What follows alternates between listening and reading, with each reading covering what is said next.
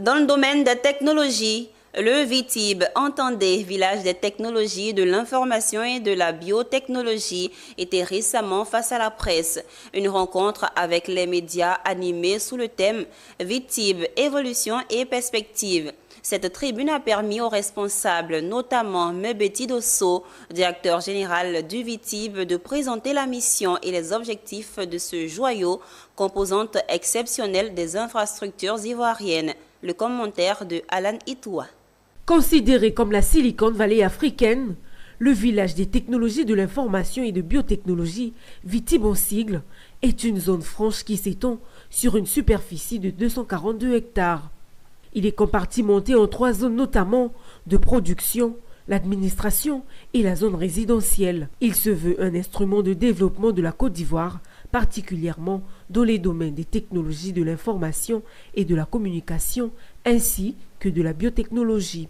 Eu égard son statut de zone économique spéciale, ce joyau offre un cadre fiscal attractif aux entreprises désirant s'y installer. Conçu pour être la vitrine de la technologie en Afrique subsaharienne, le VITIB ambitionne devenir un pôle d'innovation et de développement technologique qui catalyse la croissance économique en courage. Cette vision de l'État ivoirien que porte Mebeti Dosso, directeur général du VITIB, au centre d'une rencontre avec les hommes de presse. Un panel animé avec Yann Gabriel Ndi, directeur technique de l'exploitation du VITIB. Thème choisi pour la circonstance, VITIB, évolution et perspective. Que ce projet arrive avec des cadres qui devaient accompagner le projet. Donc il y a des incitations fiscales, des incitations douanières. Je dirais 0,0, mais je vais dire que c'est 0% d'impôt sur les 5 premières années. Et à la 6e année, nous avons 1% d'impôt. Et au niveau de la douane, c'est pratiquement 0% de douane sur tout ce qui est import de matériel qui rentre dans le processus de transformation des produits sur la zbétique. Donc le cadre est assez intéressant. Il faudra ajouter à ça aussi le fait qu'il y a une liberté de transfert de fonds. Il y a aussi la facilité, c'est aussi facile puisque la zone est ouverte sur toute la région. La première grande infrastructure du VITIB, c'est l'étendue et la disponibilité des terres.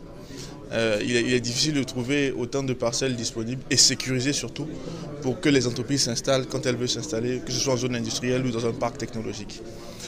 Secondo, cet espace-là est entièrement, quasiment équipé en termes d'énergie, de disposition alimentation en eau potable, en gestion des eaux usées, gestion des eaux pluviales et surtout maillé en fibre optique. Donc aujourd'hui, nous essayons d'apporter cette offre plug and play aux entreprises qui s'installeraient directement dans la zone sans avoir à faire beaucoup de travaux d'infrastructure de base. Voilà. Le village des technologies de l'information et de la biotechnologie a été créé le 30 novembre 2006 et a pour but d'accueillir des entreprises au niveau technologique élevé présentant un fort potentiel de croissance et de création d'emplois.